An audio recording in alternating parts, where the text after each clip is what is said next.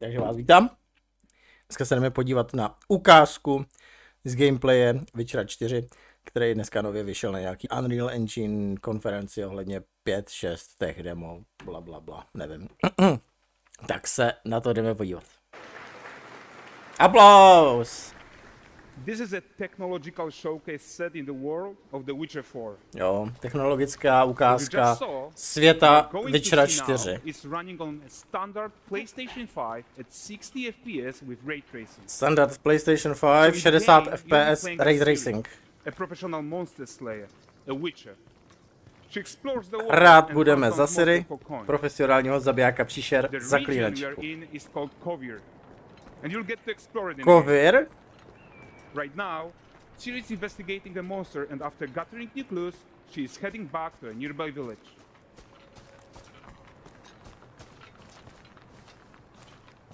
Já jsem taky trochu kokot. Já jsem ještě jednou, jo? Já jsem tady dal na high quality. Right now, Siri is investigating a monster, and after gathering new clues, she is heading back to a nearby village. OK, Siri hledá vodítka, stopy po nějakým monstru. Alright everyone, meet Kelpie. Kelpie. Let weeds be weeds, Kelpie. So just like Geralt had Roach, Siri has her own loyal companion. We return to town. These two characters trochu mi přišlo, že tam tomu koníčkovi ujíždějí nohy, ale to k tomu patří. Tady ale jako vypadá to pěkně, co myslíte? Tak jako, nikdo by asi nečekal nic jiného.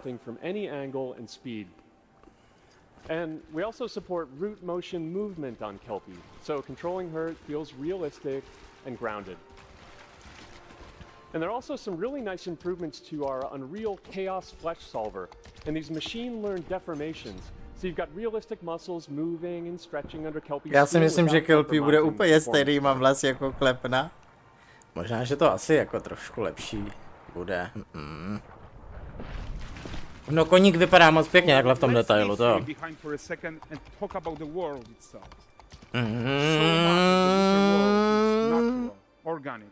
Especially Kovir with its dense forest and wild nature. Yeah, and wild nature is hard. And with nanite geometry, we've freed artists from so many of their old constraints. But we don't want to rest until everything we do in Unreal has that same spirit of freedom. There's always more work to do. And foliage is a huge piece of that puzzle. So we are excited to introduce nanite foliage. And in order to achieve gorgeous foliage density everywhere, while still being memory efficient, fast to render, we believe that a new idea was needed.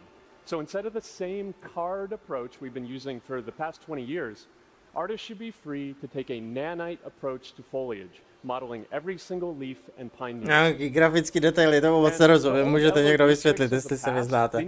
Ale vypadá to teda moc pěkně. And in their place, it's a new adaptive voxel representation in nanite. Teď ne. Volumetric, fully 3D, it is super fast to render. And these dense clusters of triangles turn into these cubes, which at a distance, they're no larger than a pixel, and they react to the changing light of our dynamic sun and our shadows, and they allow artists to render whatever amount of foliage is needed to achieve their vision without compromise.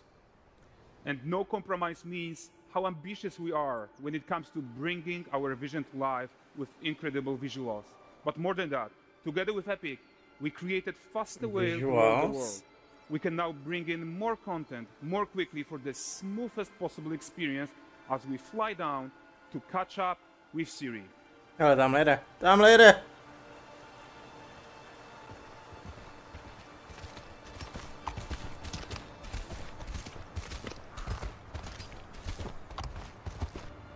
Welcome to Valdrest. So Valdrest is a port town, a hub for fishing, trade and mining. It's one of those places where you can meet shady characters or overhear gossip from other lands. It's also where Ciri took on her current contract. Já tam chci. High-tech, let's leave Kelpie here and explore the marketplace and food. A můžeme taky rybařit? My? I'm so excited we can můžeme si nahodit udičku. Let's see what Valdrest has to offer. Ježiši Kriste. Já se těším. Ne, už ne, ona ne. Hele, medvídek.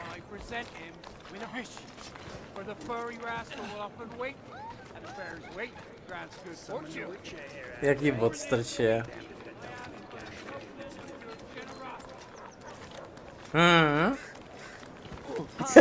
Guys, notice how responsive the world is. Character actions directly affect what happens around you, sometimes even setting off chain reactions. Everything is working together. Tak co tomu říkáte, guys? Jako byť sobě, no. Oh, look at this Nádhera. gentleman being taught how to fly by an angry innkeeper. That's what happens when you cheat at Gwent. Last of it, is it?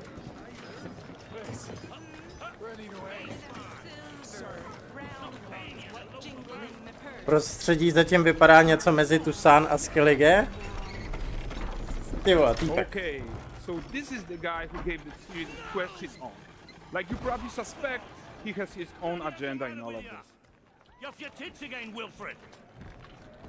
Get your ass up. Nějaký view bude?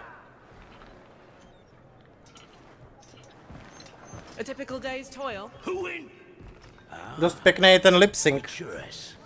What news of To jsem už předtím, když mluvila ke Kelpie. is taking that damn salt to arrive. I Čuměl. found them. And, well, suffice to say, they'll not reach. Já teda nevím, jaká je to technika, víte někdo, jaká je to technologie, jestli je to lip sync, nebo jestli je to... To asi bude, ne? No surprise to you. No, no. Kabir's smuggling trade is of no concern. Určitě. Shush, shush. The manticore that flattened your cart and devoured your men. Quite the opposite. Ta tě mamincema rozhazuje. To nejsem já vůbec, to vůbec nejsem já. Hellspawn dwell in the arse end of Creighton. Not here. While Siri decides what to do about that merchant, let's take a look at the character technology that powers this marketplace.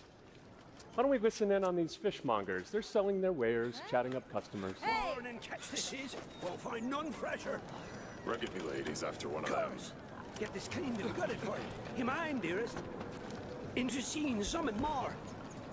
Got mackerel, cod, all Braxton's finest. And there is tons of tech to play here, even in this simple market stall. Metahuman tools, improved Unreal smart objects, chaos cloth, and more. Yeah, and all of this exists to make sure that the gap in quality between Siri and NPCs is as small as possible. Yeah, and closing that gap, it's not just about fidelity, right, but also authenticity. They should react to changes in the world around them. But the prisoner in pillory isn't exciting enough for Zapek. Barbara. Let's grab everyone's attention with a circus. Jo, městečko si krásně žije svým vlastním životem prostě. Zatímco Ciri někde v háji. But the great performance deserves a huge crowd though. Let's crank it up.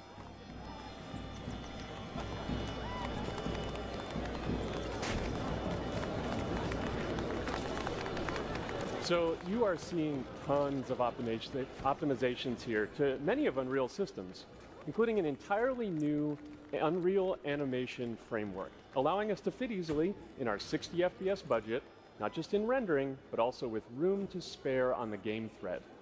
Over 300 animated skeletal mesh agents all going about their business. And the whole point is to leave breathing room for developers like you to introduce the gameplay and the systems that your players expect, empowering you to make your worlds come to life without Unreal standing in your way. You are right. That's the open world RPG that we're making. But before we wrap up, how about one final check-in with Siri?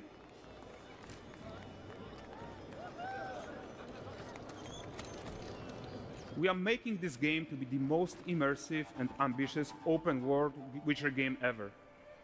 And we are making this a reality thanks to our work on Unreal game. We are making this game to be the most immersive and ambitious open world Witcher game ever.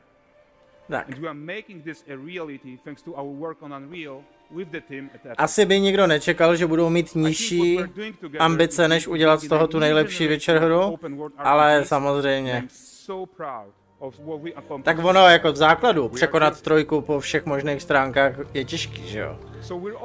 Vůbec bych se nedivil, kdyby z toho byla lineární hra ve stylu God of War 4, 5, 6 čus, ale to by, jako byla by to škoda. And of course, soundtrack musí být. Jak se na něj pousmála. Na stopě Mantikory? Nice. Nice. Thanks, guys. Seriously, it looks amazing. And we've also barely scratched the surface of what's coming in Unreal 5.6. Nepotřebuju to srovnávat jakože s trojkou. Budu spokojený, když to prostě bude výborná hra.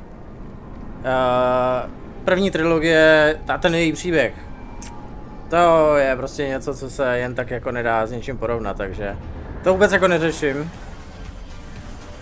Pokud zvládnou něco, co bude prostě parádní zážitek a bude to nějakým způsobem šikovným namazovat, tak budu šťastný.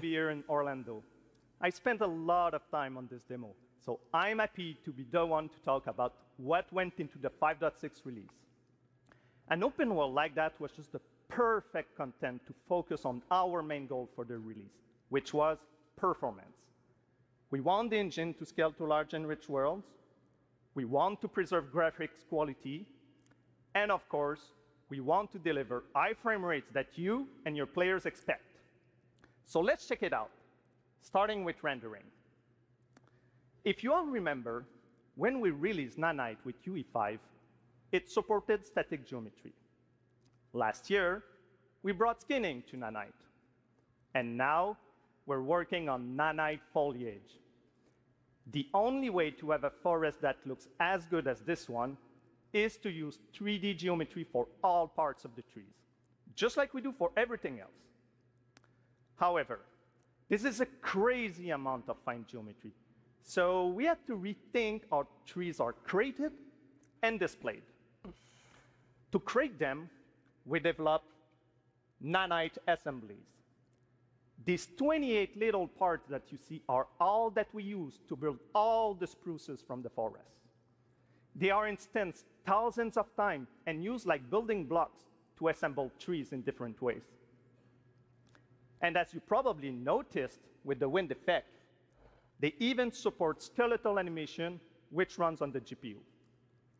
Thanks to assembly, we greatly reduce the storage, the runtime memory, and the rendering cost. Then, to display an entire forest, the challenge was to preserve fidelity and performance from any distance. Let's check up close the level of detail we're talking about here. Lots of details. But this triangle representation is not the most efficient when far away, due to the amount of overlapping. And that's why we made an adaptive voxel representation. But in reality, při těchto ukázkách zaměřují na ty detaily, který já si nejsem jistý, jestli si víš, jako všimnu, ale uvidíme, jako ono to ve finále asi udělá super dojem.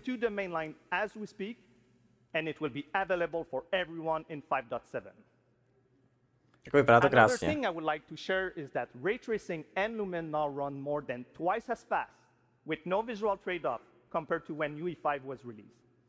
And because of that, we can now hit 60 FPS on consoles. Ale jaký bude craft systém? Ne, já vím. Tohle to se zabývá jinýma věcma než přímo jako večerem jako takovým. For chaos cloth, we improve our cloth-to-cloth constraint solution. This removes a lot of collision evaluation when garments are piling up and interacting with each other. Even for complex setup like Series Cape, we hit a sub-millisecond budget on PS5. With Chaos Flash, we introduce procedural muscle activations to make deformation and motion more natural. Your artist will still have control over tetrahedral simulation and train ML models that run fast in real time. Mluví hezky, ale mluví o nějakých technických a grafických věcech, kterým já nerozumím, takže This is going to give Se o to ani high nebudu fidelity snažit. water without the performance cost of real-time fluid simulation. For animation, we work on both performance and fidelity. Here, you can see how Siri and Kelpie match up in their interaction. Well, that works no matter the angle of approach. That's our Modes character motion matching solution. We also added motion matching in Sequencer to build stitch tracks. With them, you can seamlessly transition from gameplay to cinematic. Also, we now have a secondary layer of animation driven by physics in Control Rig.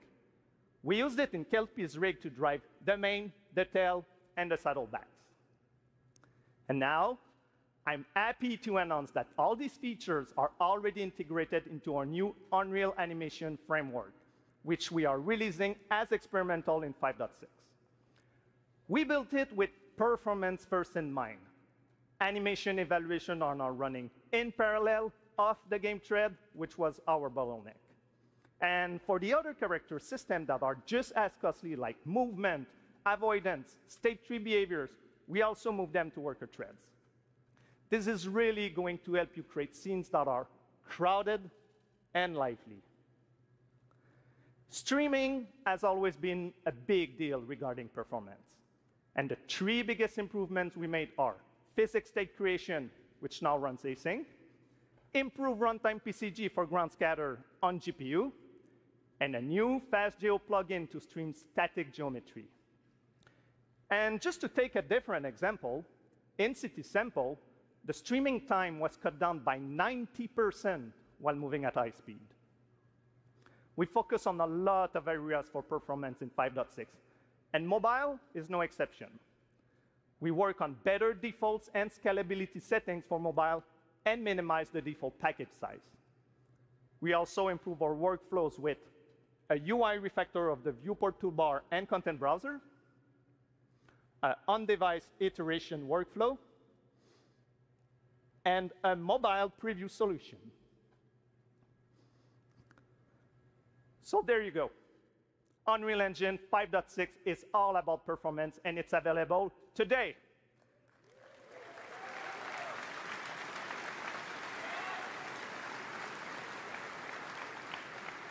Please go enjoy the tech talks and session we have for you guys and come chat with us. And now, please welcome Chris from the MetaHuman team. Thank you. Dobrá, tak hlavně ta druhá část byla vyloženě o... Wait. Tohle je co? Tohle je co? Tohle je taky ještě?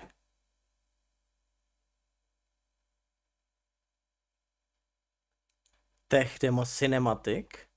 Tak se jdeme podívat na večer cinematic ještě. Ta druhá polovina, to byla vyloženě o tom Unreal Engineu, jo, takže... tohle nás bude zajímat víc.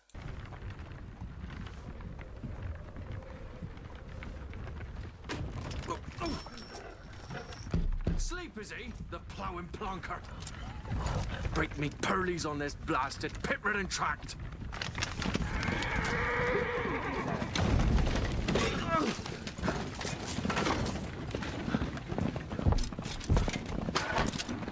Where's Veered on dry road? Oi! The devil's out there! It's running from!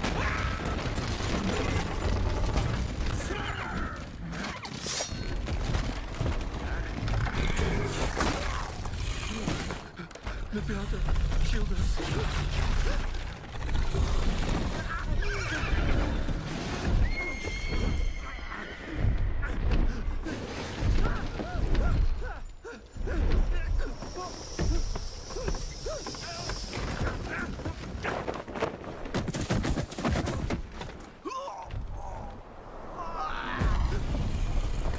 Tak co to je? Manticora nebo co?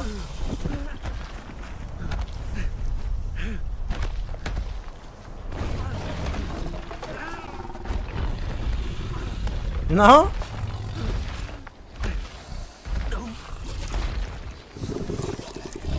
Hezká.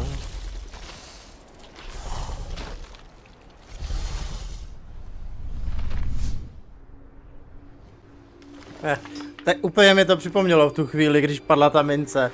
Ten začátek toho Večera trojky, když tam jdou po těch stopách té dcery. Jennifer, sorry. To je úplně... Almost had me fooled, Fruin.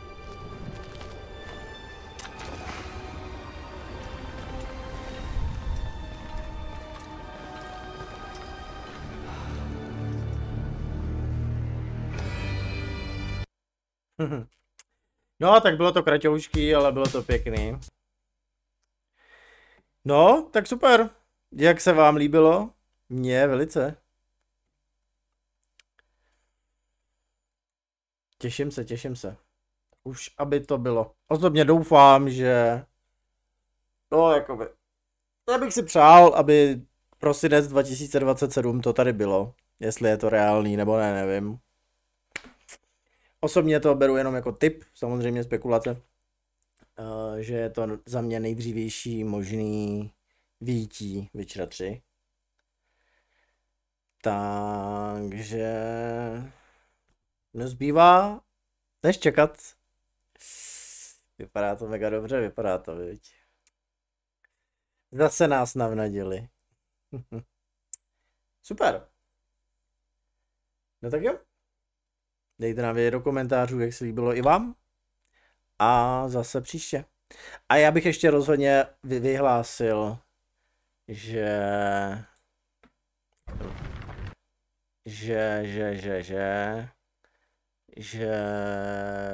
si myslím, že by CD Projekt měl dát Early Access nebo nějakou beta verzi tomu, kdo zahraje na 100% všechny 3 díly v řadě bez jediný smrti. To si myslím, protože to je samozřejmě to, co čeká nás. A cílem oficiálním je právě před vyjitím Witchera 4 to dohrát. Nejtěžší obtížnost, 100% průchod, 0 smrtí, všechny 3 díly po sobě. Těším se na to.